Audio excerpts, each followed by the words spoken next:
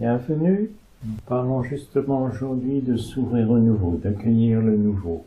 Une eau qui coule est plus saine qu'une eau stagnante. Il est recommandé de bouger pour sa santé, etc. Pourtant, nous avons souvent du mal à accepter le mouvement de la vie. Les changements, le nouveau qui émerge. Il apparaît comme un inconnu, une aventure, un risque. Pouvons-nous apprendre à accueillir le nouveau avec confiance? Regardons déjà comment souvent nous nous attachons au présent. Nous tenons à nos habitudes, même lorsqu'elles ont perdu leur sens, leur vie, leur vitalité. Nous nous attachons à nos affaires, nos objets, nos instruments, nos relations. Quand on perd un ami, quelle aventure, quelle tristesse souvent. Une rupture, ça peut marquer profondément. Et puis, on s'attache aussi à nos relations professionnelles, sociales. Et le chômage peut être une situation de crise et finalement déboucher sur une nouvelle opportunité, aboutir sur un nouveau, vers quelque chose de différent. On peut regarder aussi que nous sommes souvent attachés au passé, à nos souvenirs, les photos, les objets de famille, aux traditions, aux fêtes, à la cuisine.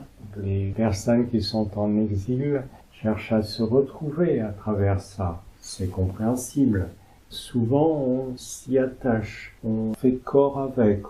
On tient à nos célébrations, qui sont souvent dramatiques. C'est souvent des situations douloureuses que l'on célèbre ainsi. Mais on y tient, on s'attache à cette forme de passé. Alors, certains aiment changer de vêtements, de logement tous les 2-3 ans, changer de relation, mais ce sont des changements dans certaines limites et avec des invariants. En fait, on remet pas grand-chose en question. C'est bouger pour bouger, sans changer, sans modification réelle, sans se transformer et sans finalité. On ne va nulle part. Juste un changement pour la forme. Il y a aussi le nouveau promu par la publicité, par le marketing. C'est un argument en marketing bien connu.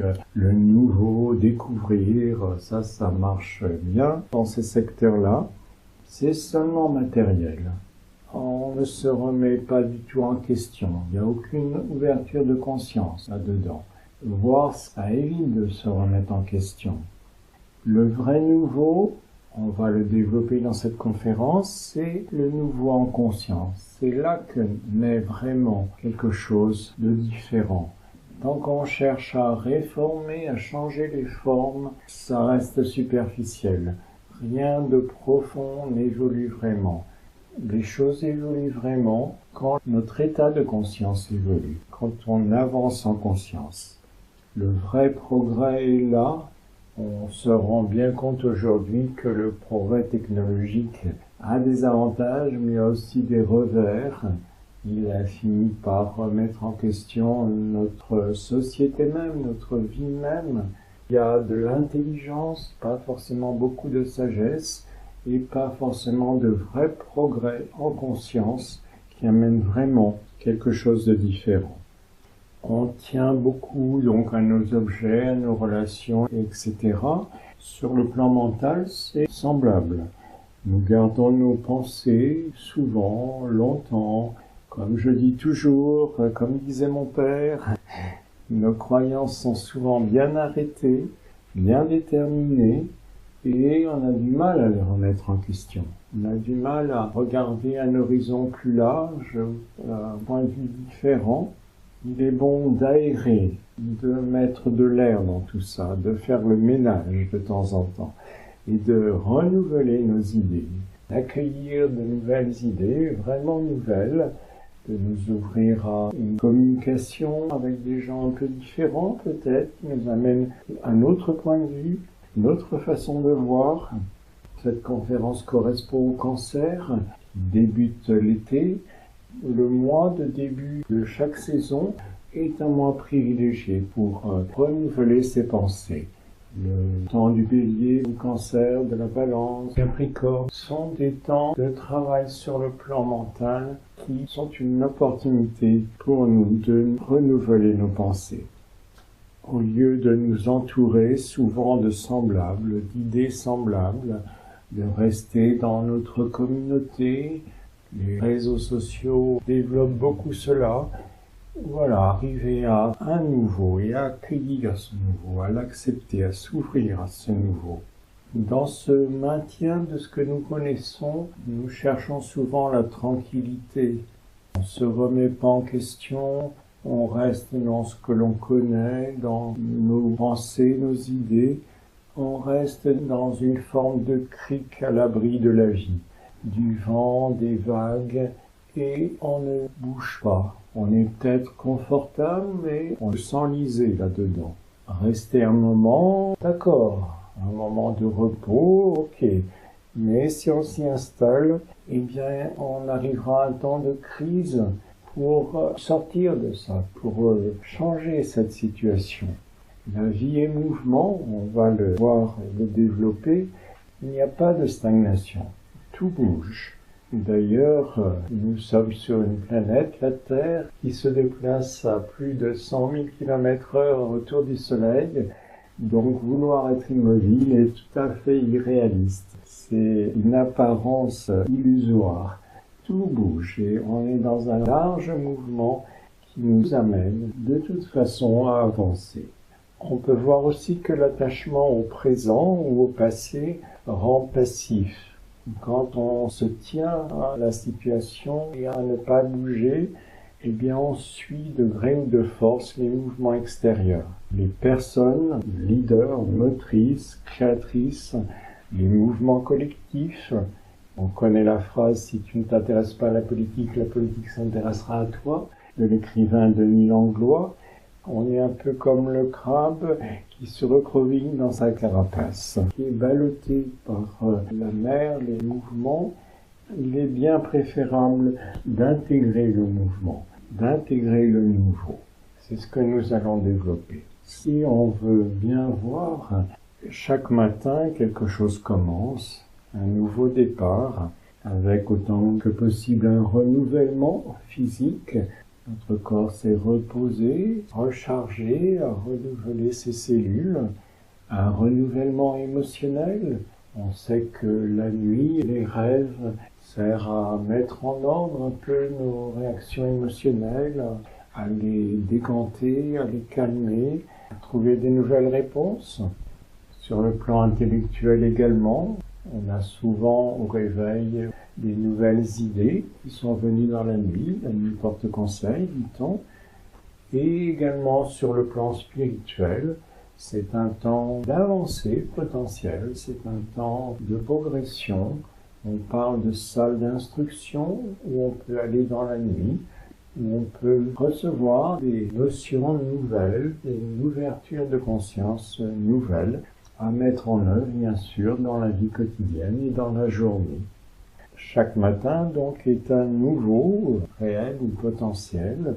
Chaque printemps, bien sûr, est un nouveau, apporte une énergie nouvelle, tout un élan de vitalité dans la nature et en nous. Tous les rythmes, en fait, ont un temps, ont une phase de commencement. Le rythme des marées, le rythme du cycle féminin, etc. Tous les cycles que l'on connaît, tous les rythmes ont un temps de commencement et c'est l'occasion de se renouveler et d'accueillir ce qui vient, d'accueillir quelque chose de plus avancé par rapport au cycle précédent. Plus largement, eh bien, la vie est mouvement. Une cessation de mouvement fait perdre rapidement la masse musculaire, on le sait. Ça peut aller jusqu'à 1 ou 2 kilos par semaine. C'est très rapide. Cela crée des stases, des escarres. Il n'y a pas de stagnation. Des vacances, un temps de remise en forme, de repos, bien sûr, est utile de temps en temps. Un temps d'intégration de ce que l'on a expérimenté, de ce que l'on a rencontré. Mais il faut faire attention de ne pas s'enliser dans une crique comme ça. S'il n'y a pas de mouvement, eh bien, les minéraux s'accumulent et une crique, ça s'enlise vite. La vie pousse tout en avant. La vie a un but de spiritualiser la matière, comme on dit, d'amener l'amour sur Terre en particulier. Il y a eu beaucoup de chemins de parcourus, beaucoup de progrès. Le développement des idéaux, par exemple, a été notable pendant les 2000 ans qui se sont écoulés. Ils se sont beaucoup développés. Il reste encore beaucoup à faire dans ce but d'amener l'amour sur Terre, bien sûr. Dans une part de nous-mêmes, nous connaissons ce but de la vie. Nous en avons la connaissance, même inconsciemment, en nous. Nous connaissons ce but, ce plan d'ensemble de la vie qui est un bien commun pour nous tous. Cette partie en nous-mêmes nous guide vers le futur qui est à créer. Elle y contribue à travers nous et elle est motrice. À fur et à mesure où on l'intègre, elle est motrice dans notre vie et là nous ne sommes plus du tout passifs. Là, nous intégrons cette force motrice et nous acceptons et faisons partie du mouvement intense et global de la vie. Cette part essentielle en nous, c'est comme une voix essentielle et notre mental a cette faculté de l'entendre. Notre mental est comme un récepteur de radio qui peut se brancher sur des chaînes différentes. Il est souvent branché vers le bas, vers les vibrations du bas, c'est-à-dire vers les sensations, toutes les pensées du genre il fait chaud, aujourd'hui il fait froid, quel est ce bruit. Il est souvent branché sur les sensations et sur les émotions également. Les pensées comme c'est injuste, par d'une émotion. J'ai fait une super rencontre, c'est pareil. C'est une émotion qui est mise en mots, qui est mise en pensée. Notre mental peut être branché vers les vibrations du bas, mais il peut également être branché vers le haut, vers les vibrations de cette voix essentielle en nous, de cette partie créatrice, novatrice. C'est en particulier l'objet de la méditation, bien sûr. On le retrouve dans le symbole de Neptune, qui est en forme de trident et comme une parabole tournée vers le haut.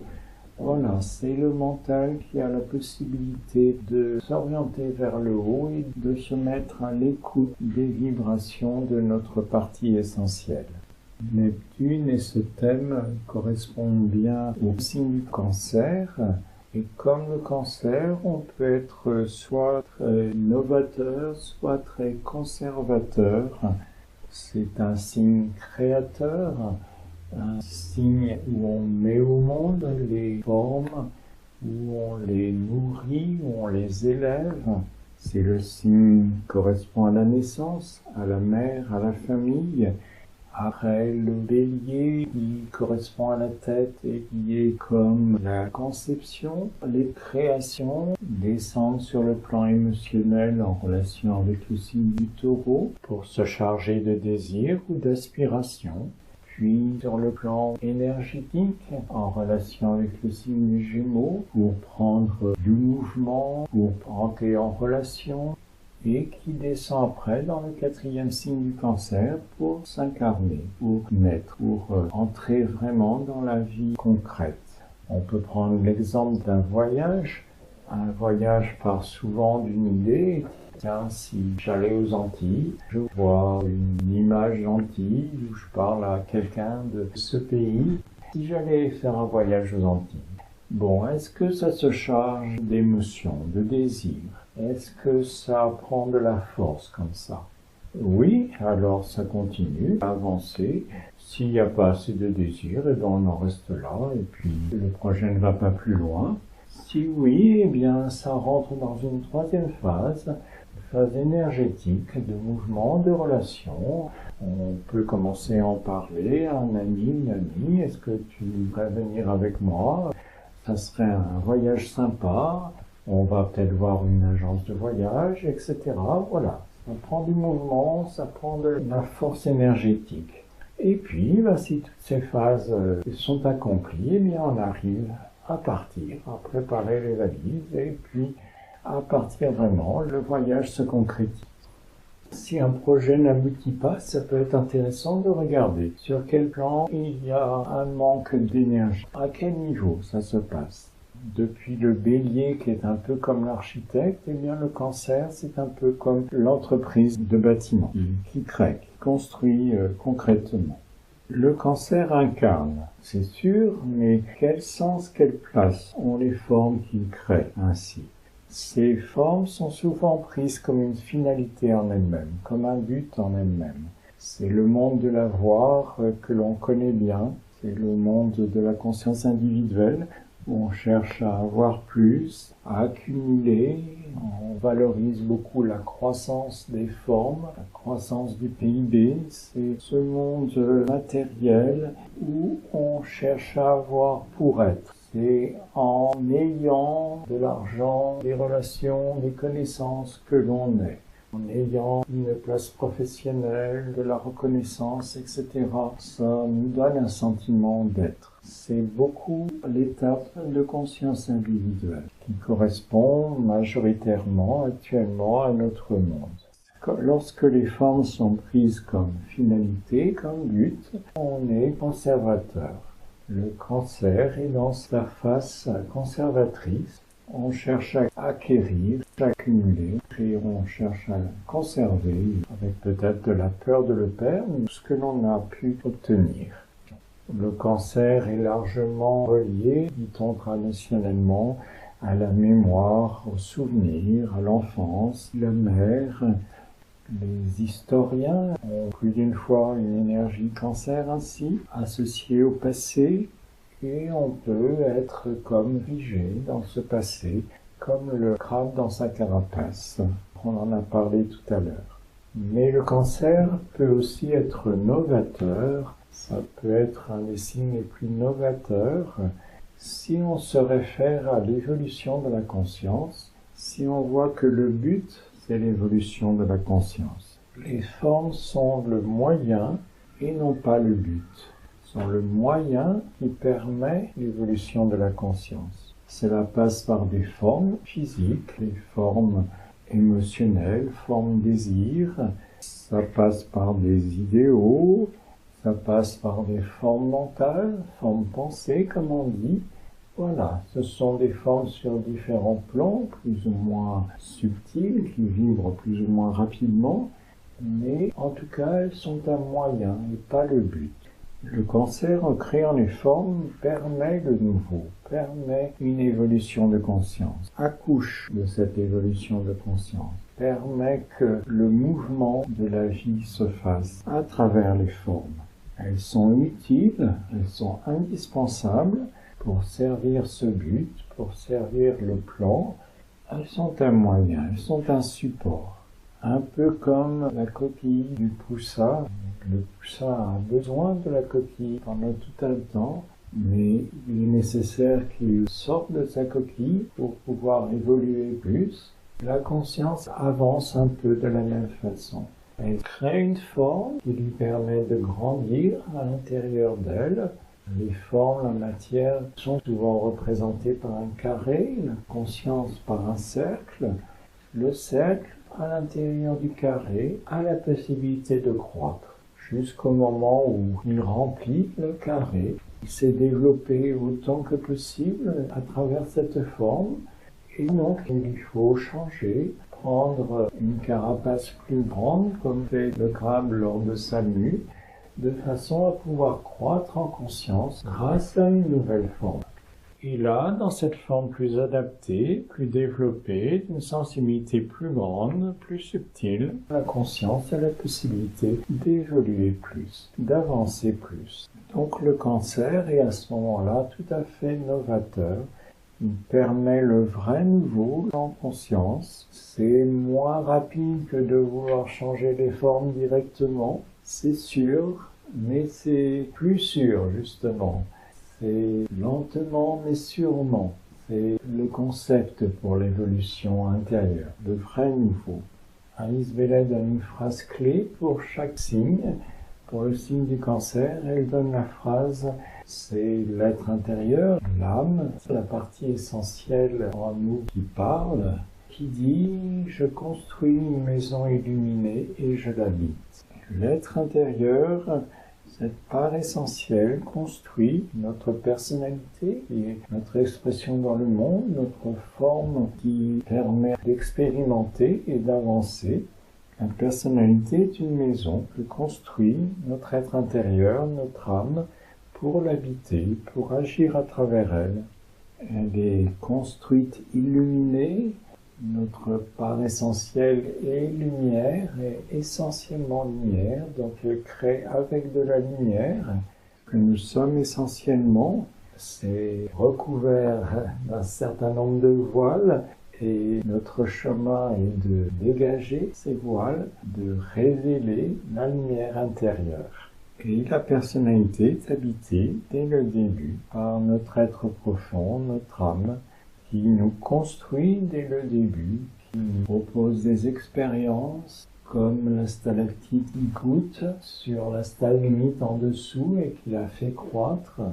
Notre âme ensemence progressivement la personnalité, lui propose des expériences à nouveau qu'elle peut accueillir et qui lui permet d'avancer, de croître en conscience. L'âme, comme une stalactite goutte, propose des expériences à la personnalité en dessous. C'est ce que nous rencontrons souvent dans la vie. Le nouveau que nous rencontrons, ce sont des expériences qui nous sont proposées par la vie et par l'âme qui est son intermédiaire. Notre part en tant que personnalité, c'est d'accueillir ce nouveau proposé, de le reconnaître, de dégager de plus en plus les voiles qui recouvrent la lumière essentielle que l'on est, et de retrouver cette part novatrice, motrice en nous, qui amène le nouveau et par laquelle la vie avance progressivement, mais sûrement. La méditation est l'outil privilégié pour accueillir ce nouveau, pour nous ouvrir aux propositions qui nous sont faites, entendre les vibrations de notre être profond, laisser passer à travers nous et avancer à travers ces vibrations que l'on reçoit. Donc je vous propose un temps de méditation maintenant, méditation guidée, de façon à expérimenter cela et apprendre à faire confiance de plus en plus à ce nouveau qui nous est proposé.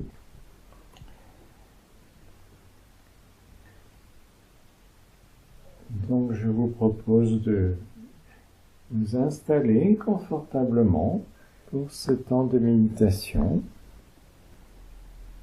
Progressivement de vous immobiliser, le dos droit de préférence.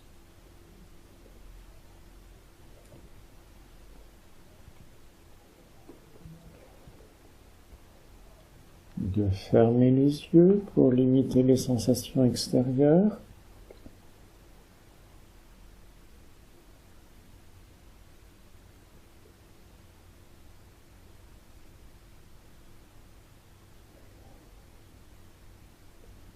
D'aligner ainsi notre corps sur ce temps de méditation.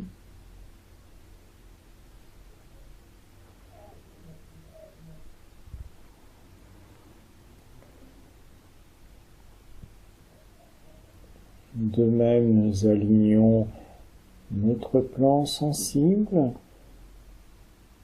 laissant décanter toutes les émotions qui peuvent être présentes, les désirs, les attentes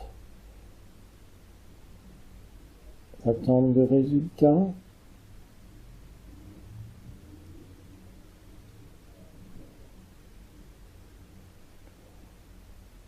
Nous laissons tout ce plan émotionnel se calmer progressivement.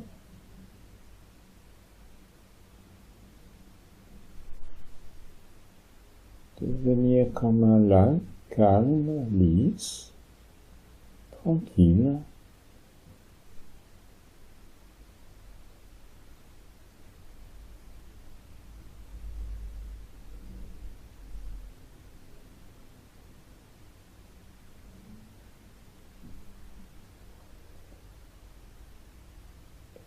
calmons aussi notre intellect.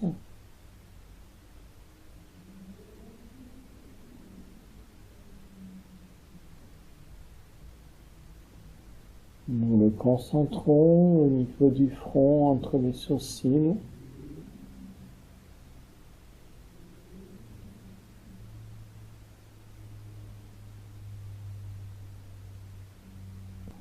Et nous rendons disponibles, offerts pour ce temps de méditation.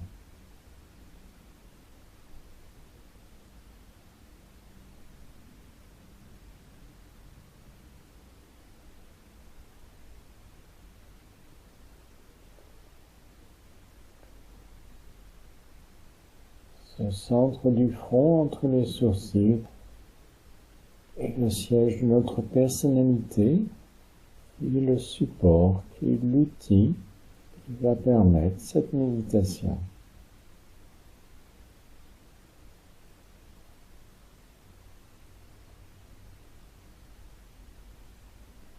Nous pouvons voir que notre personnalité reste souvent dans ce qu'elle connaît, dans ce qui est établi.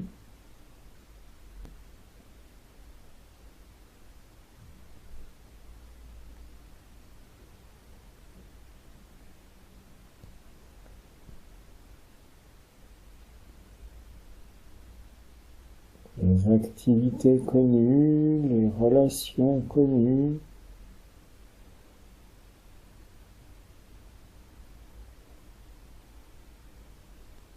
le type de relation que l'on a avec chacun,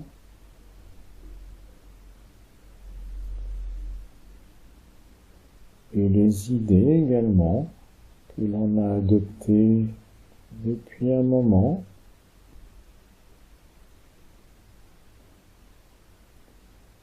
Nous restons avec souvent ce qui est connu.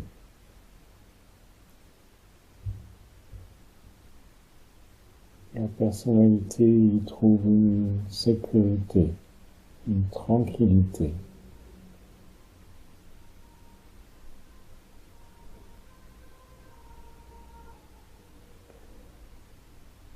Et maintenant, nous allons élever notre conscience un peu au-dessus de la tête, au niveau du centre coronal, quelques centimètres au-dessus de la tête.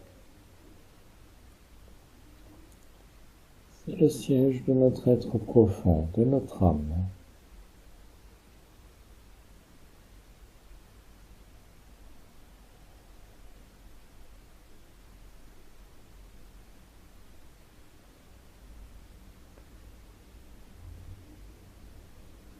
Elle nous met en relation avec les autres, en particulier avec les autres méditants que l'on connaît ou que l'on ne connaît pas.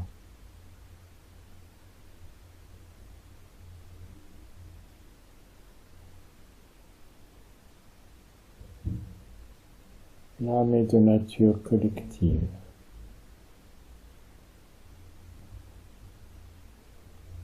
La méditation est une activité collective par nature. Même si l'on est seul chez soi, on peut se relier aux autres, aux méditants.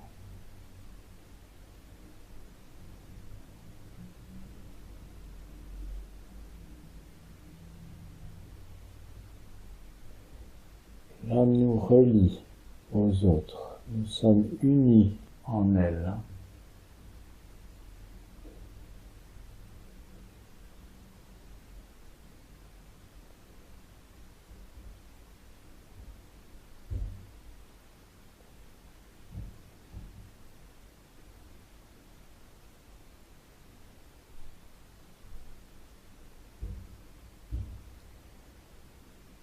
Mettons-nous à l'écoute de ces vibrations.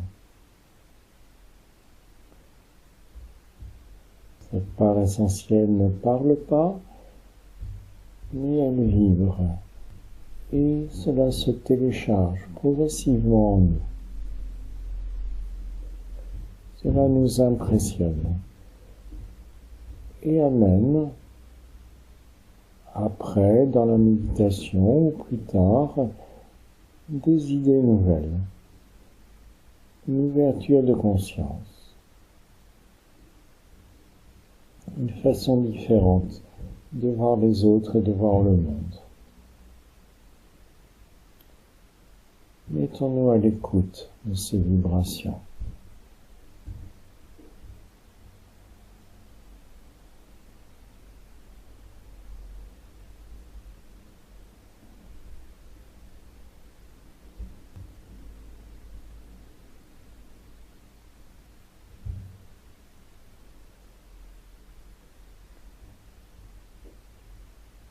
En faisant de plus en plus silence sur nos éléments de personnalité, nos émotions, nos idées. Nous sommes de plus en plus accueillants pour ces vibrations. Nous les laissons nous impressionner, se télécharger en nous.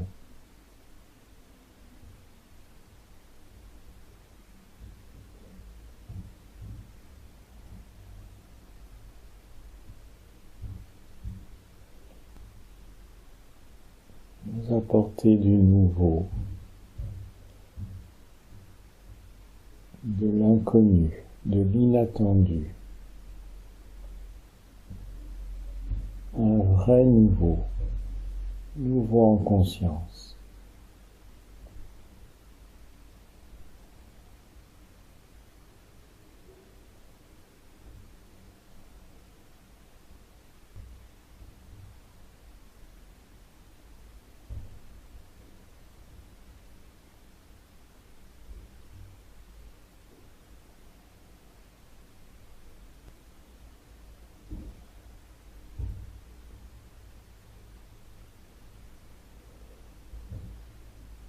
Et nous pouvons laisser diffuser ce que nous recevons à travers nous, autour de nous,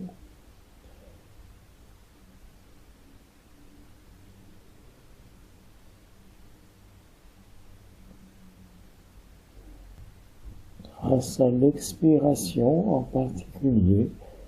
Nous pouvons laisser diffuser à travers nous, autour de nous, ce que nous avons pu contacter dans cette conférence, dans cette méditation, consciemment ou non, que des mots, des phrases soient venus ou non.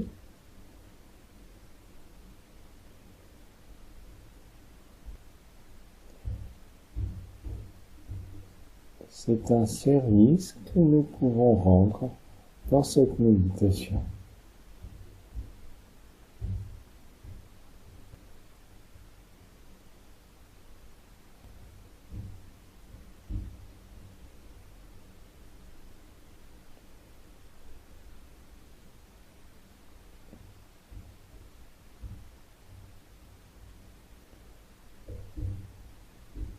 C'est le service que nous rendons pendant ce temps de méditation.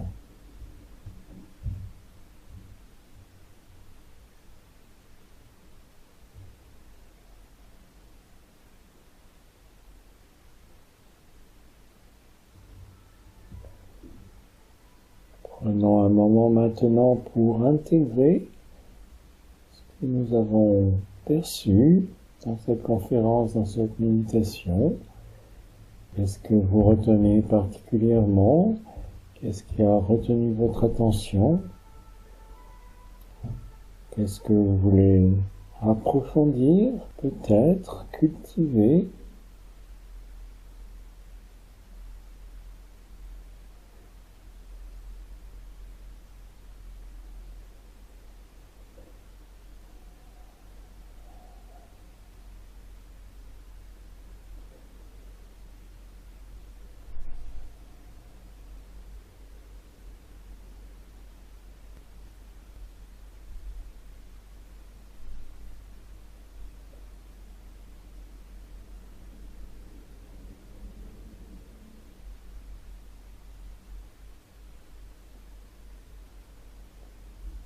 Et nous pourrons revenir au niveau du front, reprendre contact avec notre corps, sa respiration, ses appuis, le lieu qui l'entoure.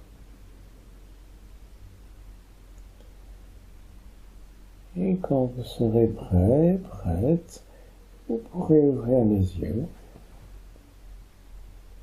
reprendre contact avec ce lieu autour de vous.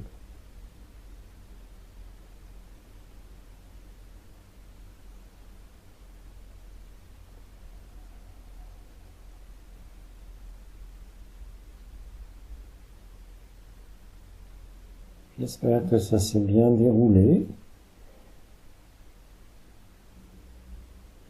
Un modèle de méditation qui permet d'expérimenter ce que l'on a exprimé dans cette conférence. Vous pouvez renouveler de tels moments de méditation. C'est ainsi que cela progresse, que cela se télécharge de plus en plus en nous. Il y a de plus en plus des mots à ce sujet, peut-être inattendus, peut-être qui n'étaient pas connus jusqu'à maintenant, de nouvelles phrases, de nouvelles idées, une nouvelle conscience. Je vous remercie de votre écoute. À une autre fois, si vous le voulez bien. Au revoir.